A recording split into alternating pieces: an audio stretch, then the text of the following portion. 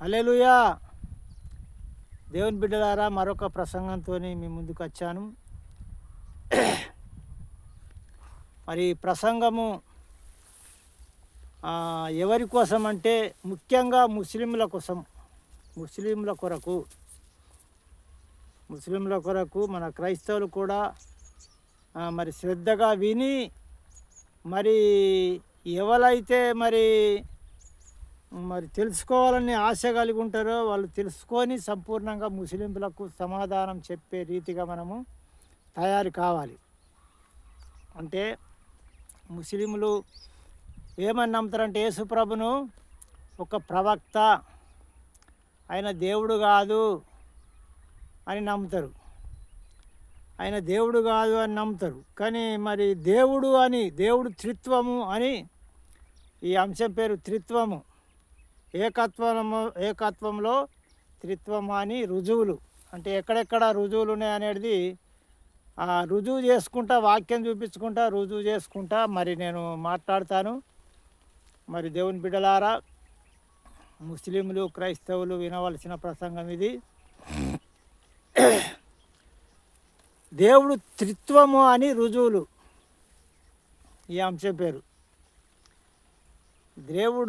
దేవుడు ఏకత్వంలో త్రిత్వము అని రుజువులు. అంటే ఒకడు అనవచ్చు, ముగ్గురు అనవచ్చు, ముగ్గురు ఒకటి, అంతా ఒకటే, ముగ్గురైనా ఒకడైనా ఒకడే, వాళ్ళ తీరు ఒకటే రకంగా ఉంటుంది, వాళ్ళ మాట ఒకటే రకంగా ఉంటుంది.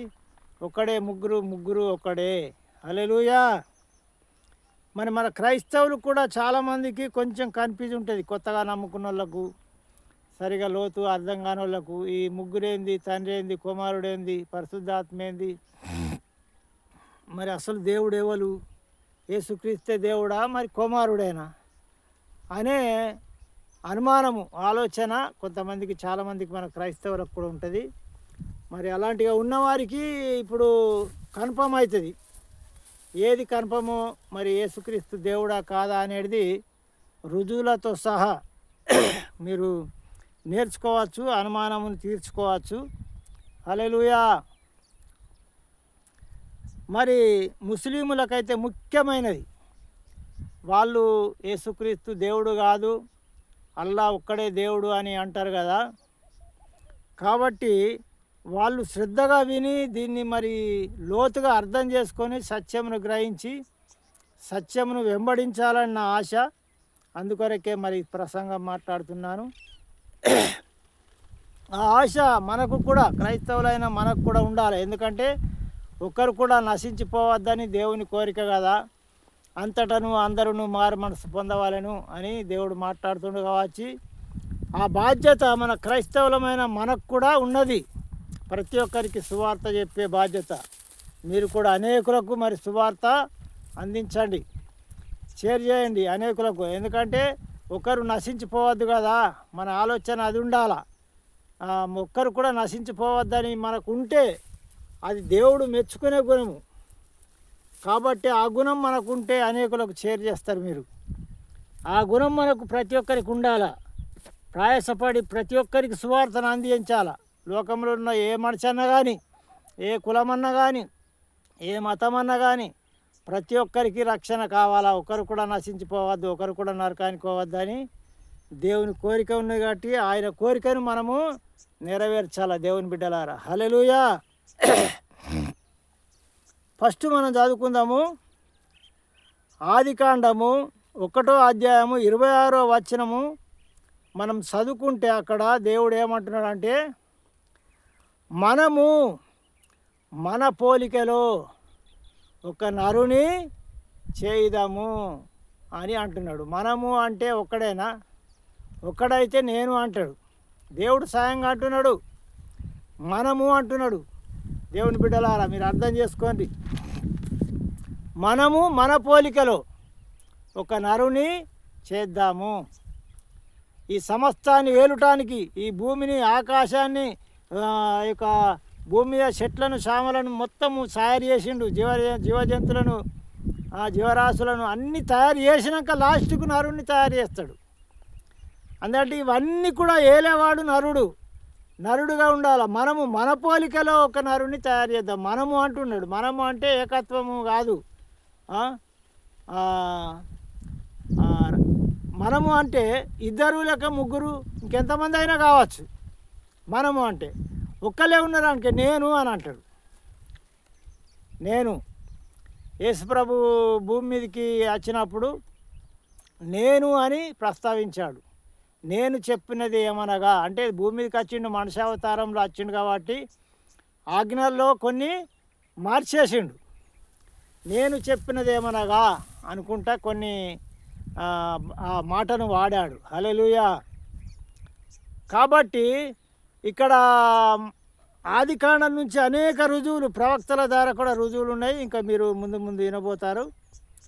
మనము అంటే ఏకత్వం కాదు, బహువచనం. అది మనము అంటే బహువచనము, ఇద్దరు లేక ముగ్గురు అని అర్థం. మనము అంటున్నాడు దేవుడు. ఎందుకంటే ఒక్కడే నేనే అంటే నేనే అంటుండే కదా. ఒక్కడై ఉంటే నేనే అంటుండే. ఇంకా అనేక జాగాల రుజువులు చూపిస్తా. ఒక్కడైతే నేనే అంటుండే. అయితే మనము అంటున్నాడు అక్కడ. భూమి ఆకాశాన్ని జీవరాశులను సమస్తము సృష్టించినాక అన్ని రెడైనకి మానవుని తయారు చేసిడే ఉన్నది మట్టితోని, ఆదాము అవ్వాలని. అయితే అప్పుడు అక్కడ ఆ మాట అంటుండు. మీరు గ్రహించండి, ఇది మనసులో పెట్టుకోనండి. ఇంకా మనం చూద్దాము. అదే ఆదికాండం 18వ అధ్యాయం 1-2 వచనాలు. అబ్రహాము మమ్రే దగ్గర, తన గుడారం దగ్గర ఎండవేళలా అక్కడ కూర్చొని ఉన్నాడట. కూర్చొని ఉన్నప్పుడు యెహోవా అతనికి కనబడేను అని అంటున్నాడు. దేవుడు కనబడేను. యెహోవా అంటే దేవుడు కనబడేను అని అన్న తర్వాత మళ్ళీ ఏమంటున్నాడంటే ముగ్గురు మనుషులు, 26వ వచనం చదువుకోండి మీరు. ముగ్గురు మనుషులు అక్కడ ఆయనకు కనబడేను అని అక్కడ రాయబడి ఉన్నాయి.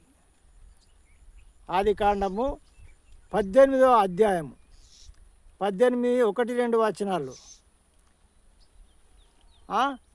ముగ్గురు మనుషులట. అంటే దేవుడే కనబడ్డాడు, యెహోవా కనబడాను అన్నాడు. మళ్ళీ ముగ్గురు మనుషుల రూపంలో అక్కడికి వచ్చిండు. అక్కడికి వచ్చినప్పుడు ఇక అబ్రహాం ఏమన్నాడంటే ప్రభువా అని పోయి కాళ్ళ మీద పడి సాష్టాంగపడి నమస్కరించి, మీరు నన్ను దాటిపోవద్దు, నేను విందు చేస్తాను, విందు మీరు సేవించి పోవాలి అని బతిమిలాడినప్పుడు సరే నువ్వు అన్నట్టే చేయమని అంటాడు. చేయమంటే అక్కడ ఒక దూడను మరి పనివారికి అప్పగించి సిద్ధం చేయండి అని వాళ్ళ భార్యతోని తూమెడు పిండి, మెత్తని పిండి రొట్టెలు చేయమని వాళ్ళ భార్యకు ఇవన్నీ చెప్పి పెద్ద విందు చేసి తయారు చేసి వాళ్ళకు తినబెట్టి సాగదోలిండు. హల్లెలూయా. మాటను ప్రతి మాటలో అర్థం ఉన్నది. మనం అర్థం చేసుకోవాలి, గ్రహించినప్పుడు మనకు అర్థమవుతుంది. ఏదో ఒక్కదాన్ని దొరికించుకొని దాన్ని పట్టుకొని ఊగులు అన్నట్టు చేస్తే అది ఆలోచన కాదు, మన సొంత ఉద్దేశం అవుతుంది అది. హల్లెలూయా. ప్రతి గ్రంథాన్ని చదువుకోవాలి మనం. ఇంకా ఎందుకంటే ఏ గ్రంథంలో ఎక్కడున్నది నిజమైనది ఏది, నిజమైన దాన్ని మనం పట్టుకుందాం. అప్పుడు మరి నరకం పోకుంటుంటాం. నేను పట్టిందే ముందే 3 కాళ్ళు, నేను పట్టిన కుందేలకు 3 కాళ్ళు అంటే ఒకరోజు నరకం పోయే అవకాశం వస్తుంది. నరకం పోవడం ఇష్టమా నీకు? చెప్పండి. నిజమైన దేవుడు అద్దా? ఎవరైనా సరే నిజమైన మార్గాన్ని మనం ఎన్నుకోవాలి. సాతానుడు మధ్యలో దూరి అనేకులను చేసిండు. అతలాకుతలం చేసిండు, కన్ఫ్యూజ్ చేసిండు. గ్రంథాలలో కానీ ఇంకా ఎన్నిట్లలో కానీ ఎవరు నిజమైన మార్గం ఏది అనేది మనం లెంకినప్పుడు ఖచ్చితంగా దొరుకుతుంది. నేను పట్టిందే వేదము, నేను చెప్పిందే వేదము అని అనుడు బాగా తప్పు. దేవుని బిడ్డలారు, ఎవరైనా సరే ఏ కులమైనా ఏ మతమైనా మన సత్యమును వెతికి ఆ సత్యమును వెంబడించాలి. ఇర్మియా 6:16 ఉంటుంది. సమస్తమును వెతికి చూసి మేలైనవి చేపట్టుడు అని అక్కడ ఉన్నది. సమస్తము అంటే గ్రంథాలు కానీ, వేరే గ్రంథాలు కానీ, మన గ్రంథాలు కానీ, పురాతన మార్గముల గురించి విచారించుడి, మేలు కలుగు మార్గం ఏదో అని అడిగి అందులో నడుచుకొనుడి అని అక్కడ రాయబడింది. ఇర్మియా 6వ అధ్యాయము మరి 6:16 నుంచి చదివితే అంటే సత్యమేదో మీరు గ్రహించండి. యేసుప్రభు స్వయంగా నేనే దేవుడను నన్ను గుడ్డిగా నమ్ముకొని అంటలేడు. అన్ని రుజువులు ఉన్నాయి, ప్రతి గ్రంథంలో రుజువులు ఉన్నాయి, వేదాల్లో రుజువులు ఉన్నాయి, ప్రతి గ్రంథంలో కూడా రుజువులు ఉన్నాయి.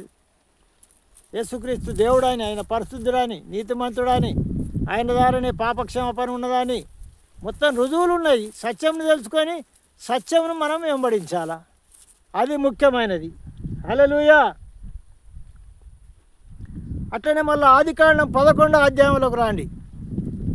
11వ అధ్యాయము రాసి పెట్టుకోండి, మీకు తీరంగా తీరం లేకపోతే బైబిల్ ఉంటే తెరిచి అంటే ఏంటో చూడవచ్చు మీరు.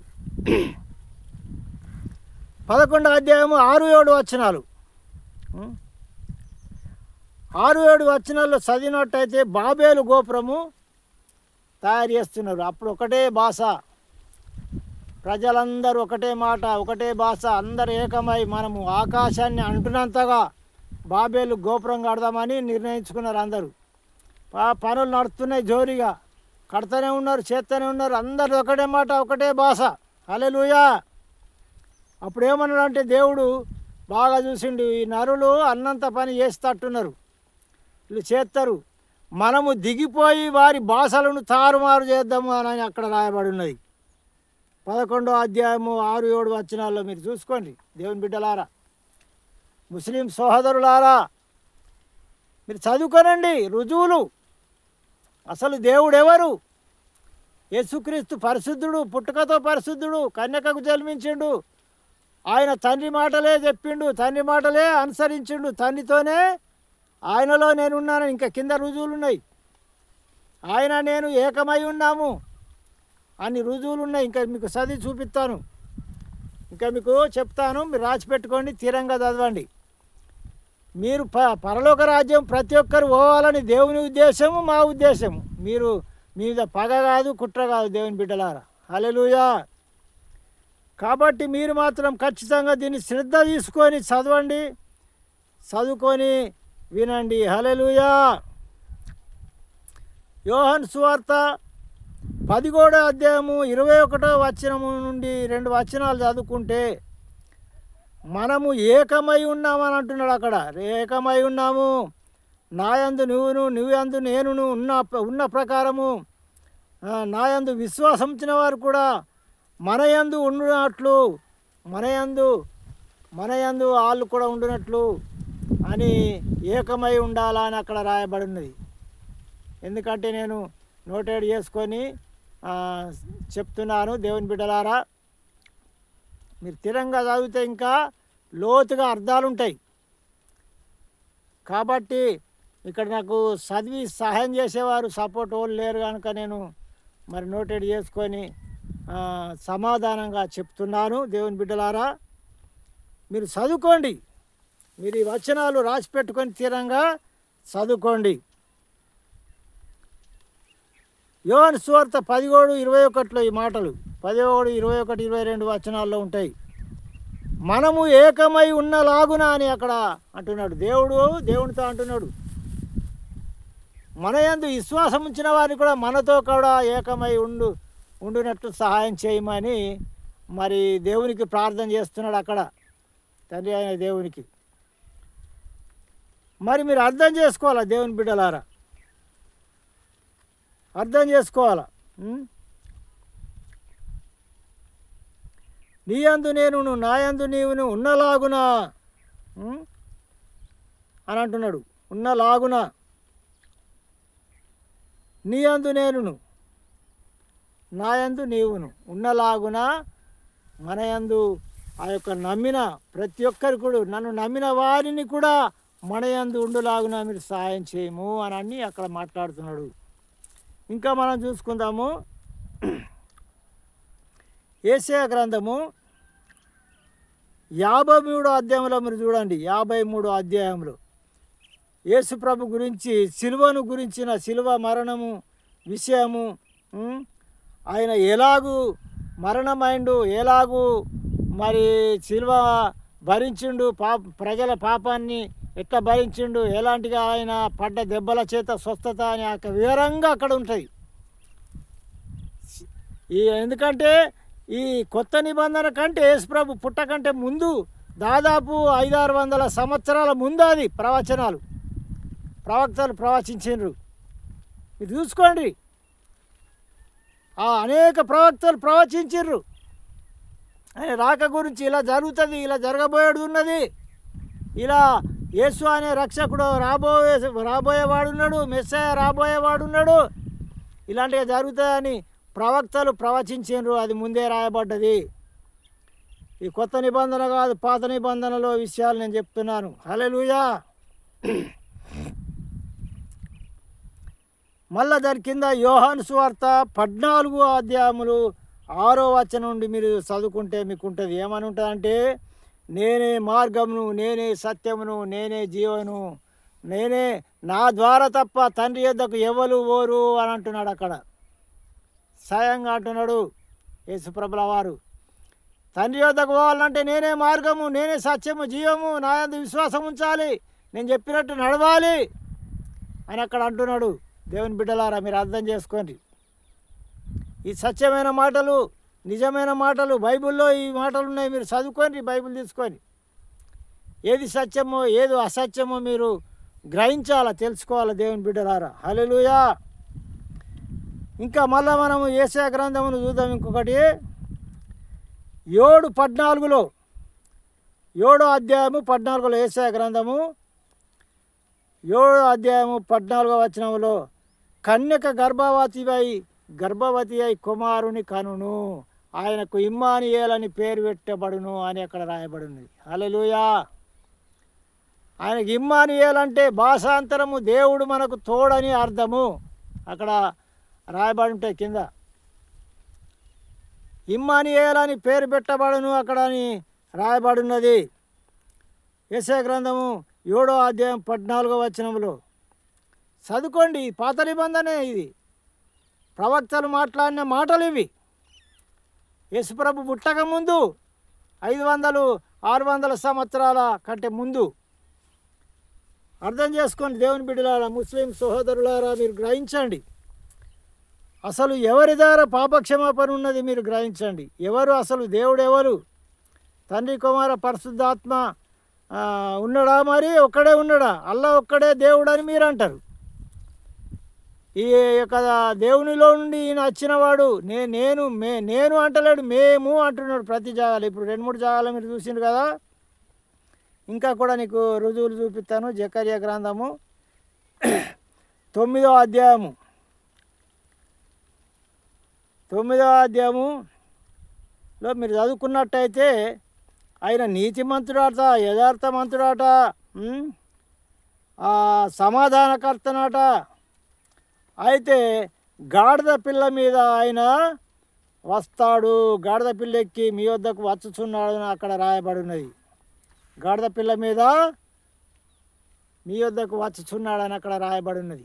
ప్రవక్త పాత నిబంధనలో ఇది, పాత నిబంధన ప్రవక్త రాసిండు. జకర్యా ప్రవక్త ఇది ప్రవచించిండు, రాసిండు. హల్లెలూయా. మీరు గ్రహించాలా, ఇది పాత నిబంధనల రుజువులు, యేసుప్రభు పుట్టక ముందటి రుజువులు ఇవి. ఖచ్చితంగా మీరు గ్రహించి జ్ఞానముతో ఆలోచన చేసుకోవాలా.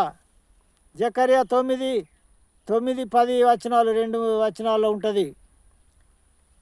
నీతిపరుడు, సమాధానకర్త, దయగలవాడు, గాడిద పిల్లనెక్కి మీ వద్దకు వచ్చుచున్నాడు అని అక్కడ రాయబడినది.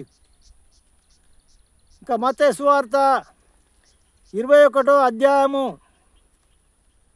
1 నుండి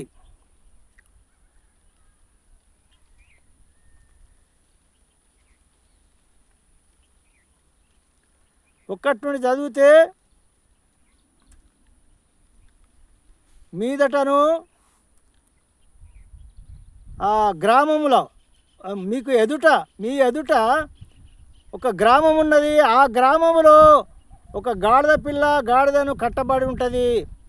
అక్కడికి పోయి మీరు ఆ గాడిదను విప్పుకొని రండి అని అక్కడ యేసుప్రభు శిష్యులతో చెప్తాడు. ఇది కొత్త నిబంధనలు. ఇది విప్పుకొని రండి. ఎవరైనా అడిగితే ఎందుకు ఇప్పుతున్నారని అడిగితే, ఇది ప్రభువునకు కావాల్సి ఉన్నదని చెప్పండి అని అక్కడ రాయబడి ఉన్నది. మత్తయి సువార్త 21వ అధ్యాయం 1 నుండి చదువుకోండి. హల్లెలూయా. మీ ఎదుట గ్రామమునకు వెళ్ళి అంటున్నాడు. గ్రామమునకు వెళ్ళి అక్కడ గాడిద కట్టబడి ఉంటుంది, గాడిద పిల్ల గాడిద, దాన్ని విప్పుకొని రండి, ఎవరన్నా ఏమన్నా అంటే నా పేరు చెప్పుండి అని అంటాడు. హల్లెలూయా. వాళ్ళు విప్పుకొని వచ్చిన తర్వాత ఆ గాడిద పిల్ల మీద మరి ఊరేగింపు చేస్తారు. హోసానా జయము జయము, హోసానా జయమని ఆయన చేసిన అద్భుతాలు ఆశ్చర్య కార్యంలో బట్టి కేకలు వేసుకుంటూ ఆయనను మరి జయము జయము అని కొడతారు, జై జైలు కొడతారు, సంతోషిస్తారు, ఆనందిస్తారు. ఇది కొత్త నిబంధనలు అన్నమాట. ఇది నెరవేరిందా లేదా? పాత నిబంధనలు జకర్యా గ్రంథంలో 9వ అధ్యాయంలో 9వ వచనంలో అక్కడ గాడిద పిల్ల మీద నీ యొద్దకు నీతిపరుడు వస్తాడు అని అక్కడ రాయబడి ఉన్నది. అది ఇక్కడ నెరవేరింది మత్తయి సువార్తలో, కొత్త నిబంధనలు. మీరు అర్థం చేసుకోండి. 21వ అధ్యాయం చదువుకోండి మత్తయి సువార్త. అదేమో జకర్యా గ్రంథము పాత నిబంధన, అది 9వ అధ్యాయము 9-10 వచనాలు చదువుకోండి. నిజమా కాదా? రుజువులతో సహా ప్రతి గ్రంథంలో రుజువులు ఉన్నాయి. నీతిమంతుడు కాబట్టి ప్రతి గ్రంథంలో రుజువులు ఉంచిండు. నిజమైన దేవుడు కాబట్టి ఆయన ప్రతి గ్రంథంలో రుజువులు ఇచ్చిండు. అర్థం చేసుకోవాలి మనం. అబద్ధమైన అయితే ఒకళ్ళు ఉంటుంది, ఒకళ్ళు ఉండదు, కప్పిపెట్టినట్టుంటుంది. పాపంతో ఆయన పుట్టుకతోనే పాపం లేదు, మరణం వరకు ఏ పాపం కూడా చేయలే, చనిపోయి తిరిగి లేచిన దేవుడు. మరి ఇంకా మనం రుజువులు రుజువులు చూసుకుందాము. 1 కొరింథీ 15వ అధ్యాయం 20వ వచనం నుండి చూస్తే, ఆదాము నుండి పాపం వచ్చింది, ఆ పాపం నుండి విడిపించుటకు యేసుక్రీస్తు మనుష్య కుమారుడుగా భూమి మీదకి వచ్చినట్టుగా అక్కడ రుజువులు ఉన్నాయి. ఆదాము నుండి, మనిషి నుండి పాపం వచ్చింది, మనిషి అవతారం ఎత్తుకొని వచ్చిండు. ఈయన మనిషి రూపంలో వచ్చి ప్రజలందరి కొరకు ప్రాణం పెట్టి తిరిగి లేచిండు. ఆయన ద్వారా పాపం వచ్చింది లోకమునకు, యేసుక్రీస్తు ఈయన ద్వారా మళ్ళా ఆ పాపానికి బదులుగా ఈయన మరణమై ప్రాణాన్ని పెట్టి రక్తాన్ని సిందించి రక్తం దారపోసి తిరిగి లేచినట్టుగా రుజువులు ఉన్నాయి. హల్లెలూయా. ఈయన పాపం నుండి, శాపం నుండి ప్రజలను విడిపించిండు. ఆ పాపములో ఉండి చనిపోతే నరకానికి పోతారు నా ప్రజలని దేవుడై ఉండి దేవుని దగ్గర నుండి ఆయన భూమి మీదకి వచ్చినట్టుగా రుజువులు ఉన్నాయి. మీరు గ్రహించండి, అర్థం చేసుకోండి. రుజువులు ఉన్నాయా లేదా? పాపంలో ఉండి చనిపోవడం దేవునికి ఇష్టం లేదు. ప్రజలు ఆయన ద్వారా పాపంలో పడ్డారు, పాపంలో చిక్కిపోయింది కాబట్టి ఆ పాపం నుండి, శాపం నుండి విడిపించుటకు, ప్రజల్ని విడిపించుటకు నరవతారం ఎత్తుకొని భూమి మీదకి వచ్చిండు. హల్లెలూయా. కాబట్టి మనం అర్థం చేసుకోవాలా, దేవుని బిడ్డలాలా అర్థం చేసుకోవాలా. మృతుల పునరుత్థానము చేసిండు, మృతి చెంది మళ్ళా తిరిగి లేచిండు ఆయన. కాబట్టి ప్రజలందరి కొరకు పాపం నుండి విడిపించి మృతి చెందిన తర్వాత 3వ దినం మళ్ళా లేచిండు. మీరు తెలుసుకోవాలా బాగా.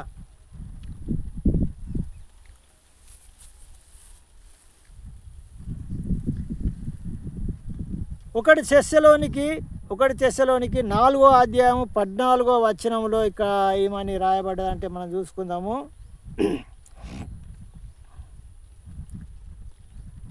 యేసు చనిపోయి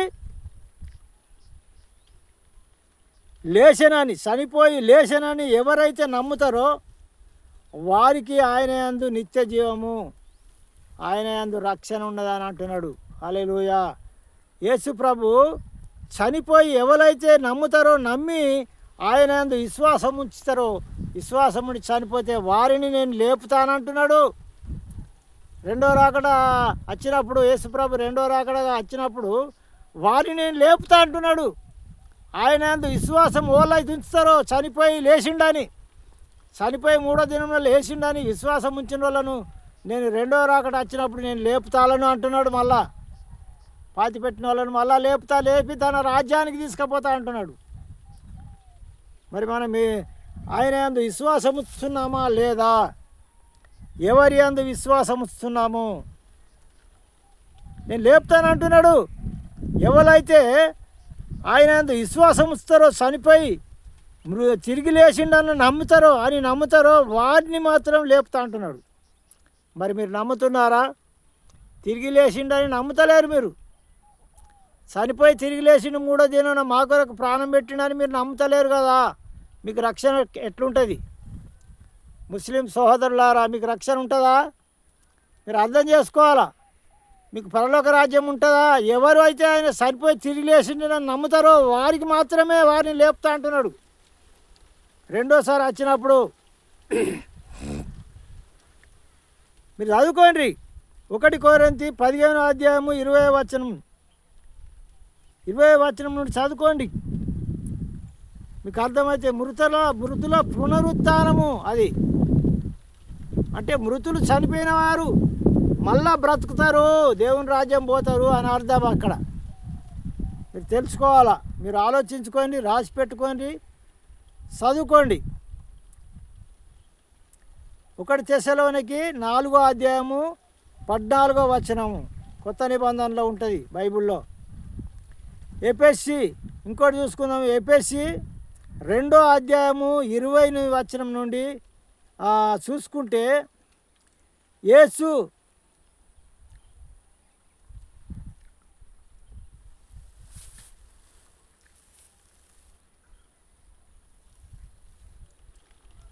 యేసు ముఖ్యమైన మూలరాయి అట. యేసు ముఖ్యమైన మూలరాయి. ఇక్కడ ప్రవక్తలాట ఏమంటున్నాడు? యేసు ముఖ్యమైన మూలరాయి, ప్రవక్తలు వేసిన పునాది. యేసు ప్రభు ముఖ్యమైన మూలరాయి అని అంటున్నారు. ప్రవక్తలు వేసిన పునాది అంటే ప్రవక్తలు ఆయన ఉట్టక ముందడుతుందే ప్రవశిస్తున్నారు కదా.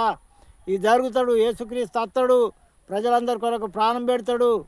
ఇవన్నీ కూడా యెషయా గ్రంథం 53వ అధ్యాయంలో చదువుకోండి. మొత్తం చరిత్ర అంత ఉంటుంది. ఆయన శిలువ ప్రాణం పెట్టినట్టు, ఆయన ప్రజలందరికీ ప్రాణం పెట్టినట్టు, ఆయన కొట్టబడ్డట్టు, ఆయన దెబ్బల చేత ప్రజలకు స్వస్థత, విడుదల, ఇవన్నీ కూడా ఉన్నట్టుగా అక్కడ రాయబడి ఉన్నాయి యెషయా గ్రంథం 53వ అధ్యాయంలో.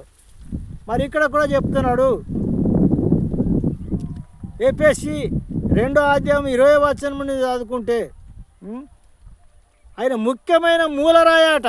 యేసు ప్రభుల వారు ఇస్లాం ముఖ్యమైన మూలరాయి, ప్రవక్తలు వేసిన పునాది అని అక్కడ రాయబడి ఉన్నది. ప్రవక్తలు వేసిన పునాది. అనేక ప్రవక్తలు ప్రతి గ్రంథంలో మొదటి సుందే ఉన్నది ఆయన గురించి రాయబడ్డది. అత్తడు ఇలాంటిగా వస్తాడని. ఇంకా మార్కు సువార్త, ఈ కొత్త నిబంధన మార్కు సువార్త చదువుకోండి. 45వ పరిచారము చేయుటకు రాలేదట. ఆయన పరిచారము చేయుటకు వచ్చిన కానీ పరిచారం చేయించుకొనుటకు రాలేదని అంటున్నాడు. మరి అనేకులకు క్రయధనముగా తన ప్రాణాన్ని పెట్టుటకు నేను వచ్చిన అంటున్నాడు. హల్లెలూయా.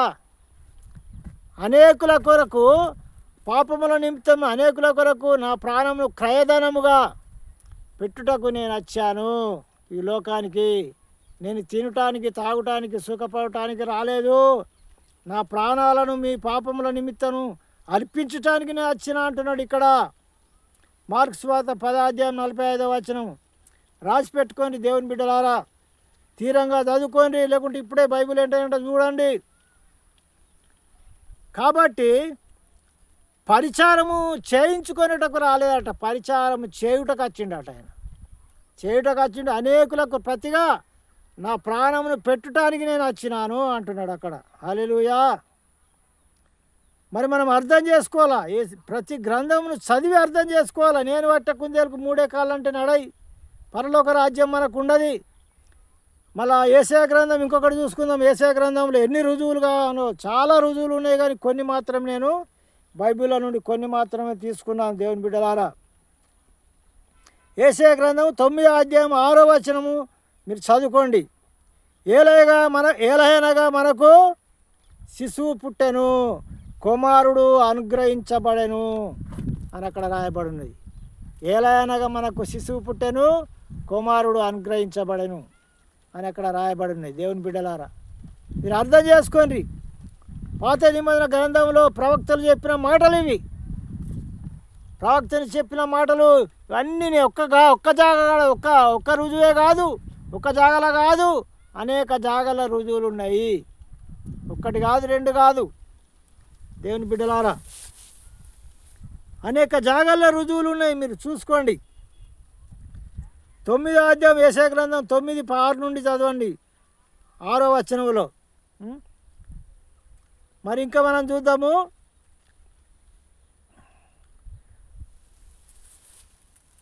ఏలయనగా మనకు శిశువు పుట్టెను, మనకు కుమారుడు అనుగ్రహింపబడెను అని అక్కడ రాయబడిన చూసిండ్రా. మళ్ళీ కీర్తన 2వ అధ్యాయము 12వ వచనంలో ఉంటుంది. ఇక్కడ 12వ వచనంలో ఏమని ఉంటుందంటే, ఆయన కోపము తరతరములకుండును. కోపము తరతరము. ఆయన కోపించేవాడు, ఆయన వాక్యానుసారంగా ఉండకపోతే కోపించేవాడు, ఆయన త్వరగా వస్తాడు అని కింద ఏమంటున్నాడంటే, కుమారుని ముద్దు పెట్టుకొనుడి, కుమారుణ్ణి ముద్దు పెట్టుకొనుడి, లేని ఏడల ఆయన కోపించును అని అక్కడ రాయబడి ఉన్నది. హల్లెలూయా. కుమారుణ్ణి ముద్దు పెట్టుకొనుడి, లేని ఏడల ఆయన కోపించును అని అక్కడ రాయబడి ఉన్నది. ఇంకా అనేక రుజువులు ఉన్నాయి, అనేక రుజువులు ఉన్నాయి. ఎబ్రీ పత్రికలో 2వ అధ్యాయంలో 14వ వచనంలో కూడా అక్కడ రుజువులు ఉన్నాయి. ఆయన మనందరి కొరకు ప్రాణం పెట్టినట్టు, ఆయన దారినే పాప క్షమాపణ పరలోక రాజ్యం ఉన్నట్టుగా అక్కడ రాయబడి ఉన్నది. ఎబ్రీ పత్రిక 2వ అధ్యాయం 14వ వచనం నుండి చదువుకోండి. దేవుని బిడ్డలారా, మీకు రుజువులు, ఆధారాలు ఎన్నో ఉన్నాయి. మీరు ఖచ్చితంగా యేసుక్రీస్తే నిజమైన దేవుడు అని రుజువులు ఉన్నాయి, అనేక జాగాలు ఉన్నాయి. ఇంకా ఆయన అందరి కొరకు ప్రాణం పెట్టి తిరిగి లేచాడు, ఆయన పవిత్ర రక్తాన్ని ధారపోశాడు. మీరు మహమ్మద్ ప్రవక్త చెప్పిందల్లా మీరు నమ్ముతున్నారు. దేవుని బిడ్డలారా, మహమ్మద్ ప్రవక్తలో ఏ పోలికలు ఉన్నాయి? ఆయనకు ఏమాత్రం పోలికలు లేవు.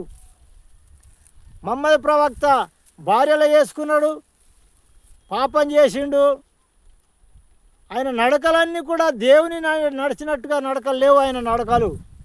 ఆయన ప్రవక్త అయితే దేవునికి భయపడి మరి నడవాల. ఆయన చెప్పిన మాటలు మీరు నమ్మి ప్రక్కతో అలా పడుతున్నారు. దేవుని బిడ్డలారా,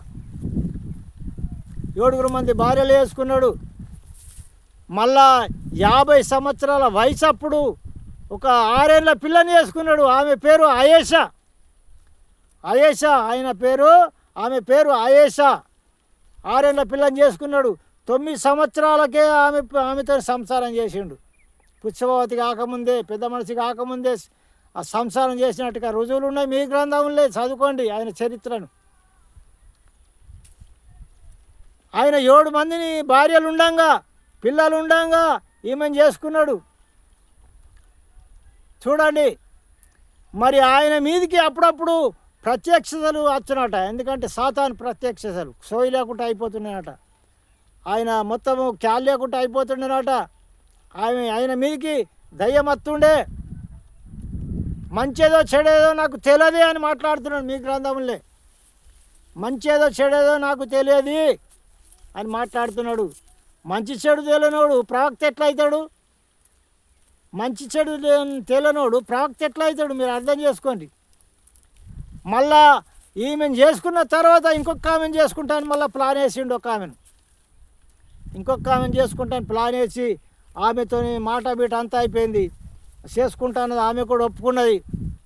ఆమె ఏమనుకున్నారంటే మళ్ళీ ఒకసారి వేయండు, నేను అన్నములో మందు పెడతా, ఒకవేళ ఈయన ప్రవక్త అయితే చనిపోకపోతే ఆయన చేసుకుంటా ఏర్పాటు చేస్తే అని మనసులో అనుకొని ఆమె మందు పెట్టింది. అన్నంలో మందు పెడితే ఆ మందు తిని చచ్చిపోయిండు.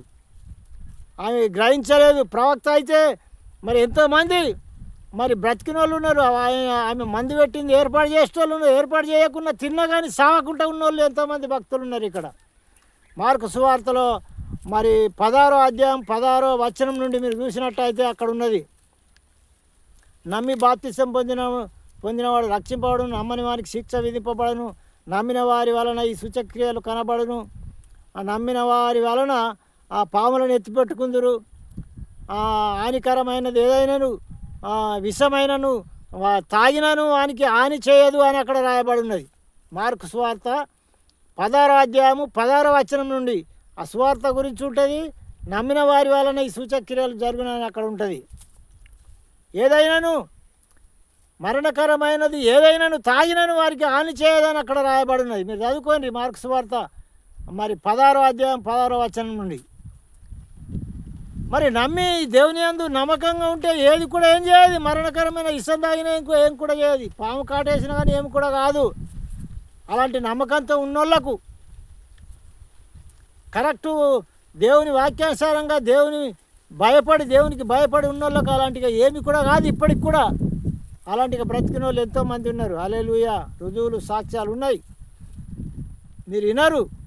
మేము బట్ట కుందేలకు 3 కాళ్ళు అన్నట్టుగా మీరు మాట్లాడతారు. మాదే నిజము అట్లా అనద్దు దేవుని బిడ్డలారా. అది పద్ధతి కాదు. ఇప్పుడు ఒక 10 మంది కూర్చున్నామంటే ఒక పంచాయతీకు ఓళ్ళు చెప్పినవి నమ్మరు. ఈ వ్యక్తి కొట్లాడుకున్న వాళ్ళు ఇద్దరు ఉంటారు కదా, వీళ్ళు చెప్పినవి నమ్మరు, వాళ్ళు చెప్పిన ఇద్దరిని చెప్పినాక మళ్ళీ మధ్యలో గవాయిలు కావాలా. మధ్యలో గవాయిలు ముగ్గురు లేకుంటే ముగ్గురు గవాయిలు వాలుకుతే ఆ గవాయిల మాట మీదకి వెళ్ళి నిర్ణయం చేస్తారు. దాన్ని ఎవరికి జురుమానా ఏం కథ అనేది మీరు ఇన్ని రుజువులు ఉన్నాయి. ఇప్పుడు దీన్ని బట్టి మీరు రుజువు చేసుకోవాలా ఏది నిజము ఏది అబద్ధమని.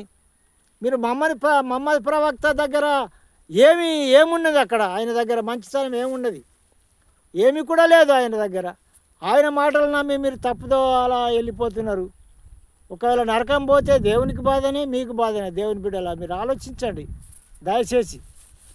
తప్పుంటే నన్ను క్షమించండి. నేను తప్పుగా ఏం మాట్లాడతలేను, వాస్తవాన్ని మాట్లాడుతున్నా అంతే. మీరు గ్రహించండి ఏది సత్యమో గ్రహించి ఆలోచించి ఆ సత్యంలో మీరు నడుచుకోండి అంతే. సత్యంలో నడుచుకున్నప్పుడు మీకు నెమ్మది సంతోషం ఉంటుంది, ఆనందం ఉంటుంది, అద్భుతాలు ఆశ్చర్యకార్యాలు కూడా జరుగుతాయి. ముస్లింలు ఎంతోమంది నమ్ముకున్నారు, దేవుణ్ణి నమ్ముకున్న యేసుప్రభుని నమ్ముకొని మరి ఆయన తండ్రి కుమారుడు సమస్తం ఒకటే, ఆయన కుడిపరవశ నుండి ఆయన వచ్చినట్టుగా రుజువులు ఉన్నాయి. ఇప్పుడు ఇంతకుముందు మీరు చెప్పిన కదా ఆ రుజువులను మీరు చదువుకొని మేము అంటున్నాడు, మేము అనే మాట్లాడుతున్నాడు దేవుడు స్వయంగా. ఒక్కడైతే నేను అంటుండే మేము అని మాట్లాడుతున్నాడు. ఇప్పుడు 2-3 జాగాల్లో రుజువులు ఉండేగా, మీరు చదువుకోండి. అక్కడ మళ్ళీ రివైజ్ చేసి మళ్ళీ వినండి, చదువుకోండి, రాసి పెట్టుకోండి. బాబేలు గోపురం కట్టినప్పుడు మనము దిగిపోయి వారి భాషలను తారుమారు చేద్దాము అని అంటున్నాడు. ఒకటే భాష ఉండే అప్పుడు, సమస్త జనులకు ఒకటే భాష ఉండే. భాషలు తారుమారు చేసిన, భాషలు గుమ్మరించాడు. ఒకరి మాట ఒకరికి అర్థం కాలేదు. వాళ్ళు అర్థం కాక కదా మా కట్టుడు ఆగిపోయింది బాబేలు గోపురం. మరి ఆది కాండంలో అక్కడ అంటున్నాడు మనము ఒక మానవుని తయారు చేద్దాం, మన పోలికలో తయారు చేద్దాం అని అంటున్నాడు అక్కడ. మన పోలికలో. మనము అంటే ఒక్కడే ఉంటే మనము అని రాదు మాట, నేను అని వస్తుంది మాట. నేను అని వస్తుంది మాట, మనము అని రాదు. హల్లెలూయా. మీరు అర్థం చేసుకోవాలి, బాగా గ్రహించండి. మీరు సత్యంను గ్రహించండి, తెలుసుకోండి.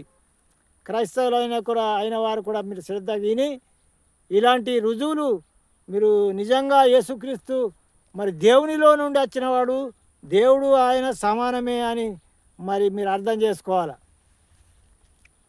ఒక్కడే, ముగ్గురు ఒక్కడే.